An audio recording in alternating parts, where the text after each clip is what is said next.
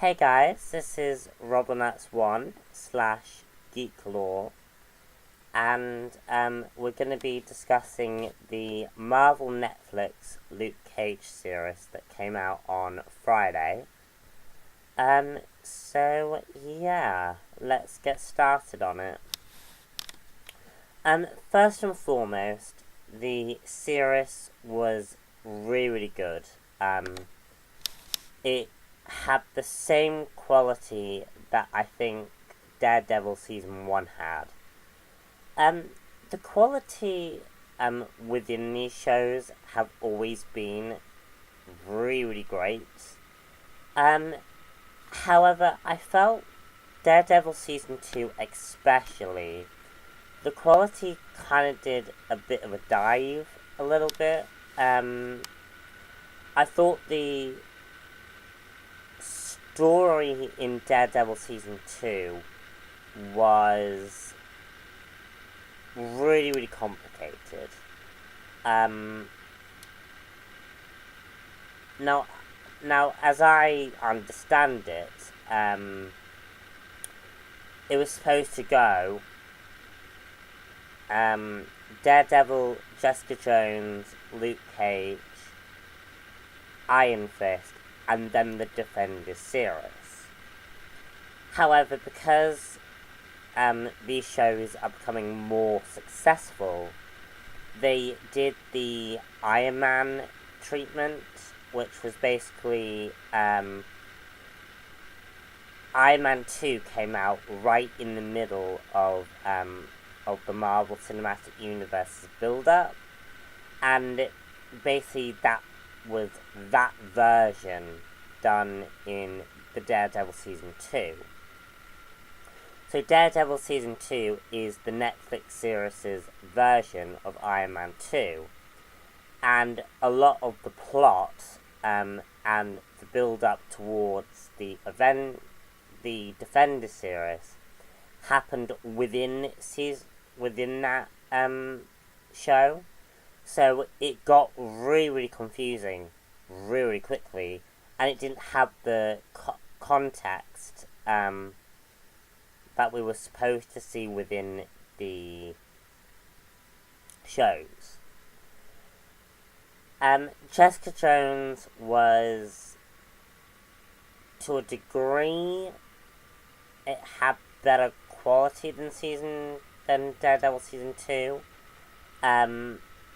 And it had a number of intriguing qualities. It just, at times, it did feel a bit like, meh. So, Luke Cage is a better quality show. Which is absolutely perfect, for a show of this kind. Now, I may get a lot of flack for this, I don't know, but during this review I am going to touch on a lot of hot topic discussions, simply because this is what the show's overall story was about. Everything from the themes, the stories, the ideas, and who Luke Cage is all based on racial and black community, and how blacks are looked at as a group of people. And I don't want to, tread on anyone's toes, and be that traditional white guy, but I am going to be touching and sharing my views on these subject matters. So, I'm sorry if I end up offending you in some way, but we're going to be discussing these. Now, there is a very interesting difference between the two recent black characters that Marvel, the main black characters that Marvel has introduced. First off, we have seen Black Panther, one of the most well-known black characters, be introduced in the Marvel Cinematic Universe. And then we've seen Luke Cage be introduced in the way that he was introduced in this show. Now, I have begun to write up my full analysis of the show, but I wanted to just briefly touch upon the differences, because this is going to help overall with the rest of this review. Black Panther is one of the worst representations for the black community, and Luke Cage is one of the best representations for a black character I have ever seen. The black representation in the movies so far have been War Machine and Black Panther. And the reason why I say Black Panther is a poor representation of the black community is because Black Panther is a king. He's someone of royal blood. He is both a warrior and he's a king. He's got special and unique skills, and he's an Avenger. But he doesn't have the morality and the understanding of black culture. And obviously where Black Panther is based is he is based in an African culture. And I think the movie failed to show that. But hopefully we will see that representation seen in the actual Black Panther movie. And I do realise that Civil War was only showing the Black Panther character and introducing audiences to that character. However, Luke Cage managed to do that in 13 episodes and did it to such a degree and so well that I would argue right now in the Marvel Cinematic Universe as a whole, Luke Cage should be the Avenger, because Luke Cage was ridiculously amazing at showing the black representation. And it's definitely something that I think the overall Marvel Cinematic Universe needed. The show itself touches upon a number of different stuff that has recently happened to the black community in the United States. Most recently, we heard about the shootouts that happened between a group of cops and a black civilian. And this led to a group of riots. It sparked up the whole racial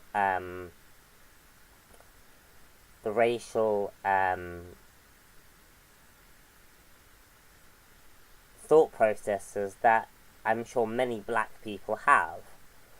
And the reason why I bring this up is because it's actually what this story is actually seemingly based around. It's based around the community of black people. And it is a subject matter that is brought up in the show. And one of the best things that I love about this show is the black community. I absolutely loved seeing a show about black people. I loved seeing a show that gave them the representation. The show made me like Luke Cage I could actually imagine myself in a bar with Luke Cage and just having a beer with him, because the way he acted was nice, and they made him really likable while still giving him that Netflix edge to him that made him like weary of him, and like, whoa, this character is pretty damn amazing. And I really liked that. I really liked all of that concept with Luke Cage being the nice guy within the Defenders lineup. And the guy that you could easily see having a drink with. And as I say, I absolutely loved the black community in Harlem. I'm not sure if this is what it's really like there, but I absolutely love seeing the characters interact with one another. And community is one of the main ideas of this show. And Luke Cage, during the series, makes a case that all these superheroes, like the Avengers and the police, aren't actually doing enough to protect the community they're supposed to be protecting. Because these communities are, as it's said throughout this, are afraid of superheroes. And there are a number of Civil War references referencing the fact these superheroes are going around pretty much from a human perspective saying that they're bigger and better than normal human beings. And Luke Cage takes this very left-wing stance on it, but actually say, no, we're not better than these groups of beings. We're all part of a community. We're meant to protect each other. We're meant to look after each other. And that is such a powerful message about a character who's black. Like, that message rings loud and clear to, I think, anything that the movies and the TV shows on ABC have managed to achieve. And it's that powerful message that has stuck with me, even after I've watched this series. And I think it's something that the Netflix series are definitely dabbling into. And it's definitely a powerful message to take away at a time where we are still having this thought processes that we can just do anything we want because of a different colour skin. And yeah, that's why I think Luke Cage is probably perhaps one of the most best represented characters in the Marvel Studios universe. Misty Knight was amazing, and she was really, really cool. The first time I saw that character, I instantly fell in love with her. She is just such a great character to watch, to see how she operates. She was just such a great character. And you can see how in the earlier part of the show, her philosophy is very much on the side of Iron Man. But as sort of developments change, she shifted more closer towards the Captain America route. And the ideas of what are the police doing in a world where superheroes and a the superhuman community is building. And I think Misty Knight did such a great job at showing us how complicated it all is, that it's not all black and white. That there are a lot of greys within working in a police force when you're a woman and when you're black. And I think she was definitely a very complicated character in a very complicated situation. And I just thought that the character was absolutely fantastic. Another character that I liked was Claire Temple. Netflix, please bring out a night nurse Netflix show, because Claire Temple is an amazing character. She definitely deserves her own show. And I will have an opinion on that later down the line. And the villains. The villains I thought were pretty good, especially for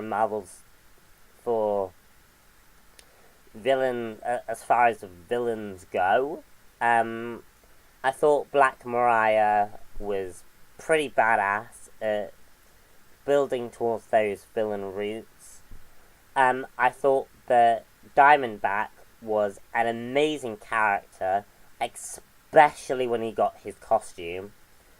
I was actually really surprised when Diamondback ended up getting his costume,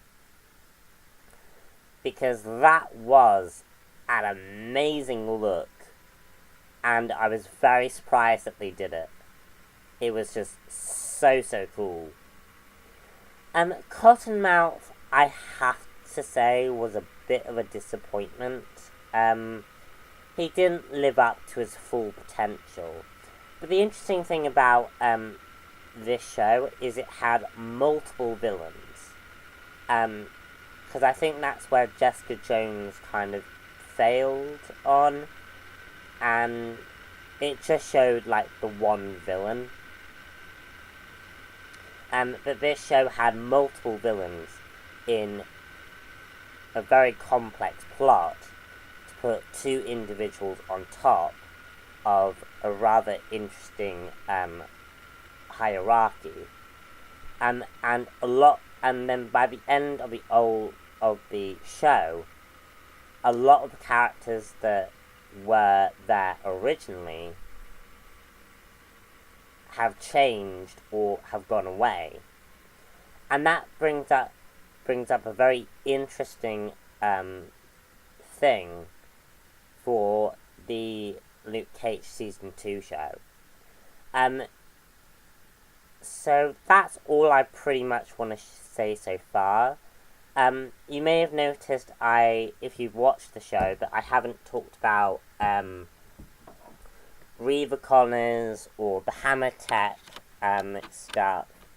And that's simply because I don't want to give everything away. I just wanted to talk about the main ideas about the show, because I am doing a full analysis at some point, and that's going to go in my Marvel Cinematic Universe reviews that I do. So I don't want to give too much away and spoil it for the rest of you guys. So that's me done. I hope you enjoyed the review. It was a lot more longer than I thought it was going to be. But there's just a lot to say about this film. And show. And I love the fact that it was like that. Anyway, guys, I'm Robin That's One here, /GeekLore.